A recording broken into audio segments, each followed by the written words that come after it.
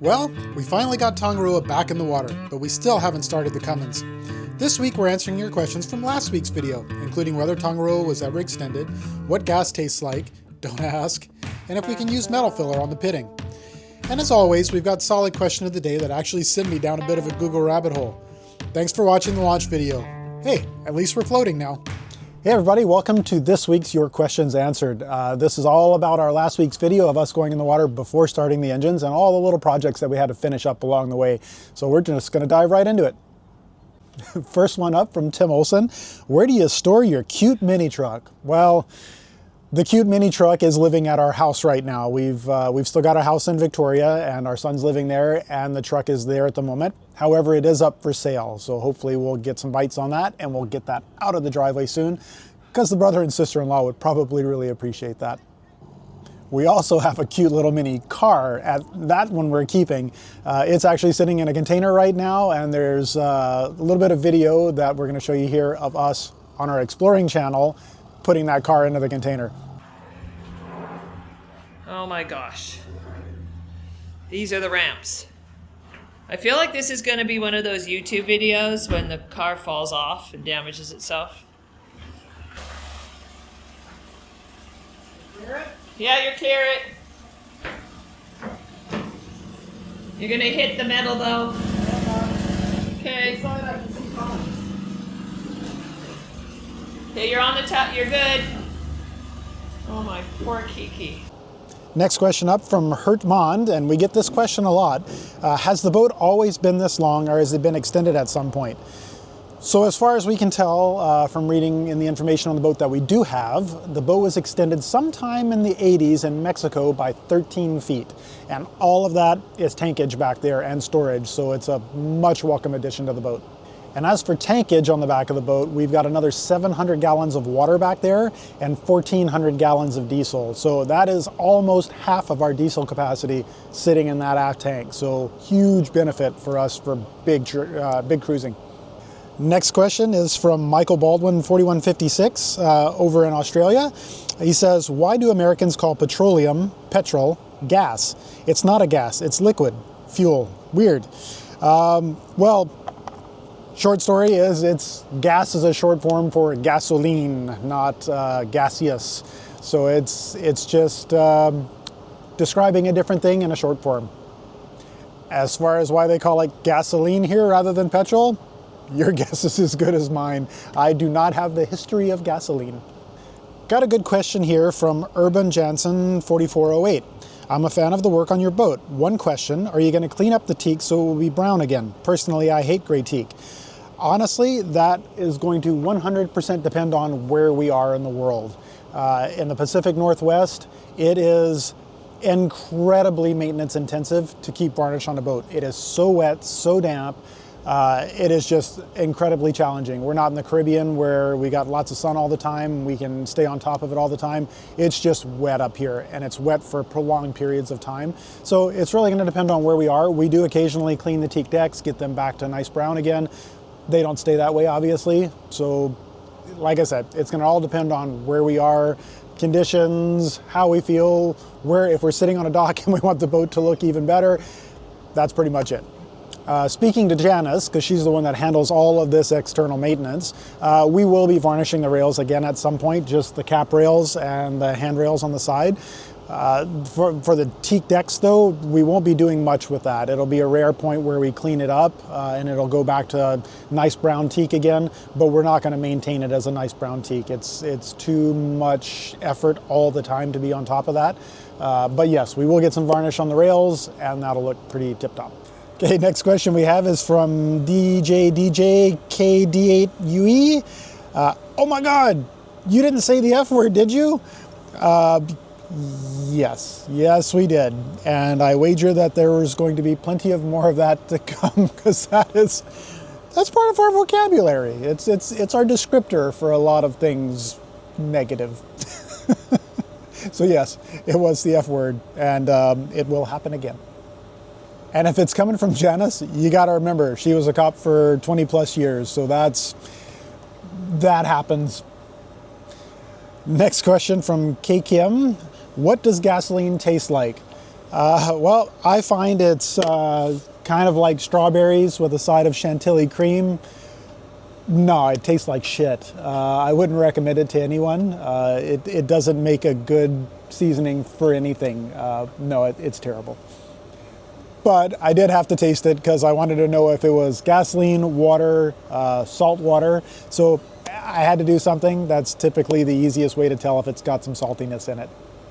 All right, we've got a question here from Jim Wright 3236. A few thoughts. You have talked about weight a few times with the reductions from the engine swap and draining the gas tanks and other changes you've made. Those numbers are fairly easy to quantify. However, how much Bondo and paint do you think came off? That is a great question, and I really cannot say with any certainty. I suppose I could do a big calculation on surface area and thickness of Bondo and such, but I don't have an exact number on that. That'd be something that I'd purely be guessing on. Got a question here from Uncle Piet. Looking awesome, thanks for sharing the journey. Does the freezer fit if you rotate it 90 degrees? Will you be able to open the lid all the way? Negative on the 90 degrees. It's definitely just fits the way it is, and it's wider than it is long, so it would not fit the other way whatsoever. As far as the lid opening all the way, it doesn't fully open. It does hit the back of the cabinet, but it opens far enough where we can access anything inside of it. I actually did have another person, I don't think it was you, no, I did have another person recommend that if it had a problem opening where it was an issue, we could integrate the lid into the main wood lid, which is a great idea. However, it doesn't seem that that's necessary yet. We can get it open far enough to get big bags of whatever in there, so no issues with that so far, and it seems to work perfectly. Next question up is from SB9980. A question for you guys. Now that most of the paint is off and you like the finish, will you coat the bare metal with the clear coat to seal it? No, we won't do any coatings on it, at least not yet. Right now it's not really nice enough finish on it where we're really worried about not having it chalk up or gray up. That may come later, but not currently. As it is, the aluminum will form an oxide layer and protect itself, which it has. It's been bare for probably 4.5 years on the hull sides, and there's zero evidence of anything negative on it.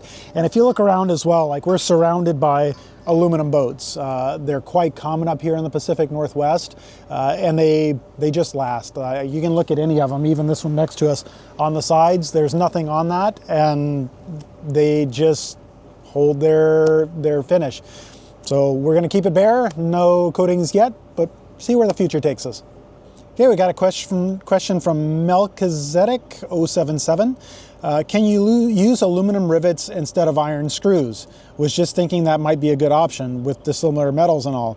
I don't think aluminum screws or bolts are a thing. Honestly, yes, they are a thing. They do make aluminum bolts and nuts as well. However, as you would expect, they don't have the yield strength of a steel bolt or whatnot. Same with aluminum rivets.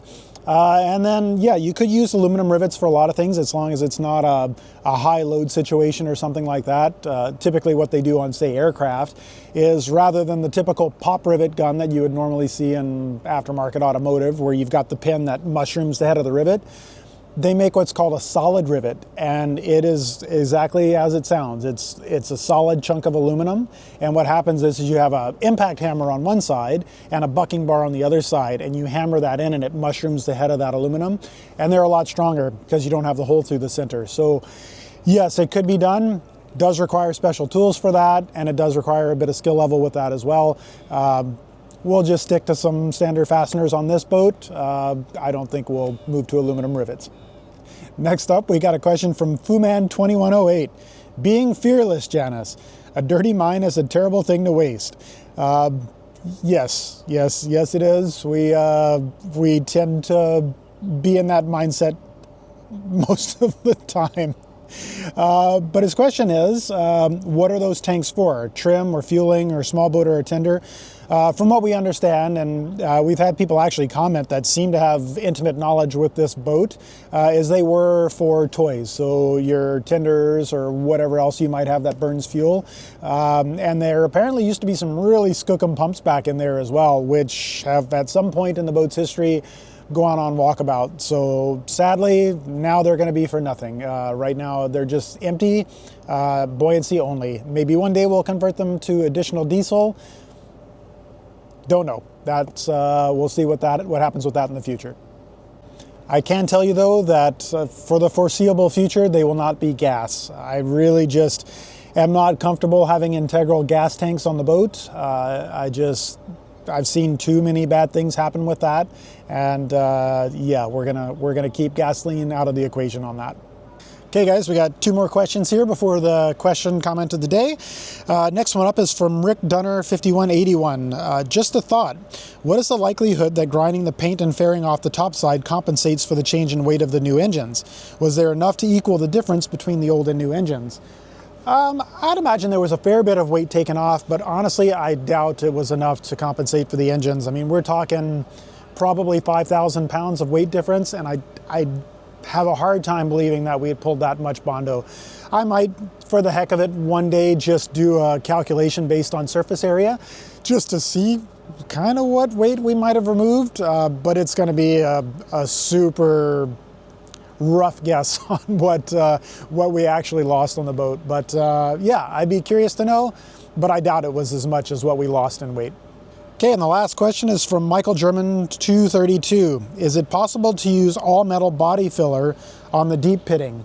I don't know exactly what you mean by all metal body filler, if you mean literally all metal, or I think there's a product called all metal. Probably not. If you're talking about all metal, like actual metal, my plan is to at some point, just when I have spare time, just slowly start working on pits and filling with the welder and then polishing back off again. That I think is really the only way to do it where it's going to be a long-term solution. I hesitate to put anything epoxy based or anything like that in there. So yes, if you're talking about actual metal, probably not if you're talking about an actual filler material. Thanks everybody for staying till the end. Last question, and it's question comment of the day from jcommon01. Okay, should we ask the kids if you're going cuckoo or if you're already there?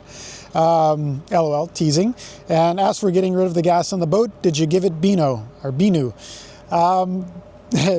The kids would undeniably say that we've gone cuckoo. They shake their heads at us all the time, the comments that we made, the things that we do. As far as giving the boat Binu, I had to actually look that up because I didn't know what that was. Apparently Binu is an antacid and it's for removing gas from people. So no, we didn't use that. We did the old-fashioned hooking up pumps and pumping it out that way. But thanks for the comment. Thanks for watching, everybody. That's it for the questions and answers. Just keep in mind also, we do have merch specifically asked for by our subscribers. So check out www.onboardtangaroa.com and you can get stuff like this. If you missed the chaos of launch day when we put Tangaroa in the water without even starting our brand new Cummins engines, go back and check it out. That's where all these questions came from. And trust me, it was a week to remember.